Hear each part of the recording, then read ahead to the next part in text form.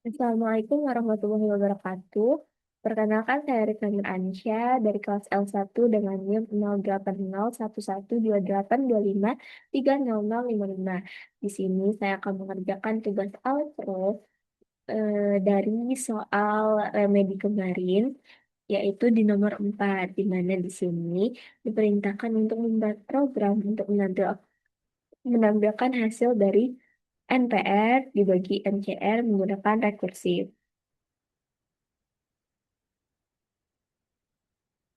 Eh, Nah, mungkin kita ke C++-nya aja dulu.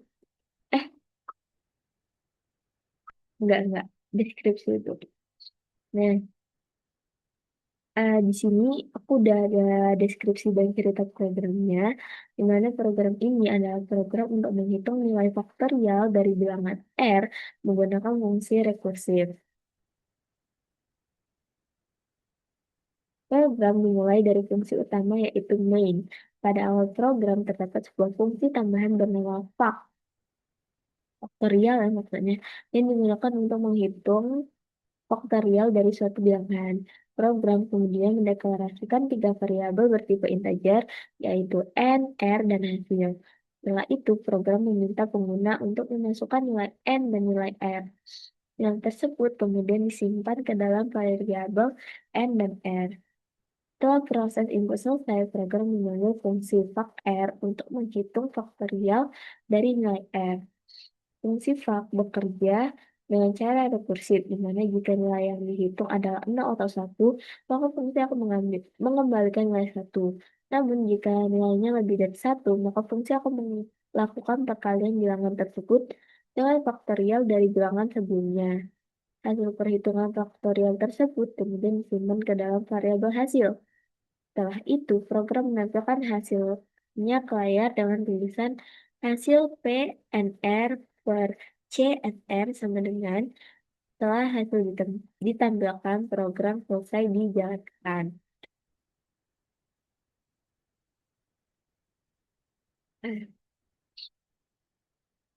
Nah, untuk prosesnya, ini pertama ada fungsi mainnya, itu kita start, lalu input N, lalu input R, lalu di sini kita masuk ke proses di mana hasil itu diisi sama voc R. Lalu kita cetak hasil PNR per CNR diisi sama variabel hasil. Lalu N. Nah, lanjut ini ke flowchart fungsi voc-nya. Itu pertama kita start, lalu dia cek kondisi eh, apakah A sama dengan 0 atau A sama dengan 1. Jika iya, maka fak A diisi sama 1. Tapi kalau enggak, fak A itu diisi sama A dikali fak A min 1. Lalu N. Nah, ini juga udah ada pseudocode dan juga program C++-nya. Eh, di variabel, eh, di pseudocode, eh, maksudnya di main-nya, itu kita deklarasi variabel n, f, dan hasil tipenya integer. Lalu begin, kita write input n, lalu kita read n. Lalu kita write input r, ini maksudnya kayak apa sih namanya? Cetak cetak input r, lalu kita input r. Lalu nilai hasil itu diisi sama fak r. Lalu kita tampilkan write hasil PNR per CNR sama dengan yang diisi sama variabel hasil lalu N. Nah, ini untuk si pseudocode yang si functionnya yaitu kita yaitu kita apa sih deklarasi variabel A tipenya integer lalu dia cek kondisi apakah A sama dengan mm, jika A sama dengan 0 atau A sama dengan 1 maka for A diisi sama 1.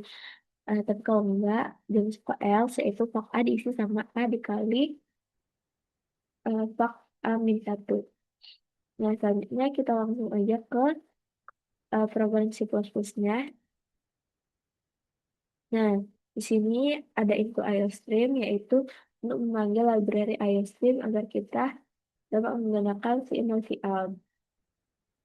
Lalu kita masuk ke username std ini agar kita tidak perlu menuliskan std titik dua titik dua di setiap penggunaan si in dan si out. Selanjutnya, sebentar.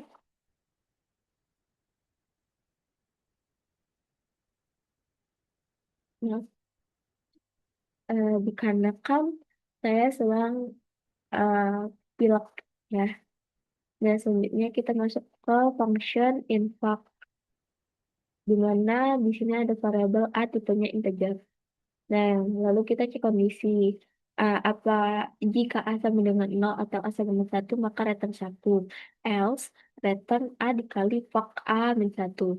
Lalu kita masuk di inline-nya, itu kita pakai kurung purawa untuk buka. Lalu kita deklarasi variabel n, r, dan hasil tipenya integer. Lalu kita cetak input n ke layar. Lalu kita input nilai n. Lalu kita cetak input R ke layar, lalu kita input nilai R. Lalu nilai hasil itu diisi sama voc R. Nah, lalu kita tampilkan hasil, kita cetak hasil PNR per CNR sama dengan ke layar, lalu eh, teks ini diisi sama variabel hasil. Mungkin langsung aja kita eh, sebaran, biar lebih mengerti lagi. Misal N-nya itu 4. Gitu ya. Nah, hasil dari PNR per CNR-nya itu sama dengan 6. Nah, mengapa bisa demikian? Saya akan jelaskan kan programnya sedikit.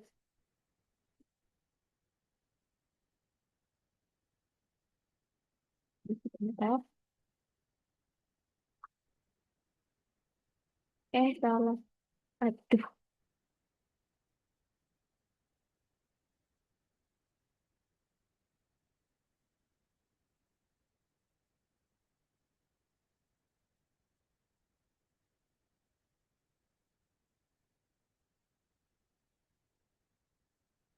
ya Allah. Nah, eh,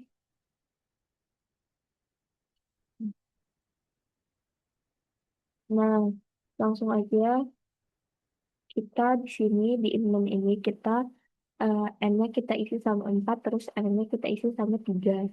Lalu kita masuk ke Vok R. R-nya kan diisi sama 3, berarti kita masuk ke vok 3. Nah, di sini A-nya diisi 3 kan. Terus dia cek, apakah 3 sama dengan 0 atau 3 sama dengan 1. Enggak, berarti kita masuk ke else. Nah, berarti kita masuk ke vok 3 itu diisi sama 3 dikali vok 2. Lalu kita masuk ke vok 2. Nah, dia di sini tanya lagi, apakah 2 sama dengan nol atau 2 sama dengan satu? Enggak, berarti kita masuk ke else lagi, kita masuk ke else, di mana vok 2 itu diisi sama 2 dikali vok 1. Lalu di vok 1, kita panggil si vok 1, masuklah kita ke vok 1. Terus dia tanya lagi, apakah satu sama dengan nol atau satu sama dengan satu? Iya, berarti vok 1 itu diisi sama satu. Udah dapet nih kita. Vok 2 tadi, yang ini. Bentar. Nah, vok 2 ini diisi sama 2 dikali vok 1. Vok 1 tadi kan 1, berarti 2 dikali 1, yaitu hasilnya 2. Nah, vok 3 itu kan dapat dari 3 dikali vok 2. Nah, 2-nya kan kita udah dapat, yaitu 2 nih. Nah, berarti vok 3 itu diisi sama 3 dikali 2, yaitu hasilnya 6. Nah, hasil tadi kan hasil diisi sama vok R, yaitu vok 3. Udah dapat nih kita vok 3 itu 6. Berarti hasil itu diisi sama 6. Nah, udahlah. Kita cetaklah hasil hasil PNR in CNR sama dengan ini ke layar. Lalu kita cetak 6 juga di sampingnya layar itu. Lalu program pun selesai dengan tampilan outputnya seperti ini. Pertama kita input N sama dengan 4, lalu R sama dengan 3, lalu dia bakal menampilkan hasil PNR per CNR sama dengan 6. Ya mungkin itu saja penjelasan saya mengenai eh, soal remedi yang nomor 4 ini. Saya mohon maaf apabila ada kesalahan dan kekeliruan selama saya menjelaskan.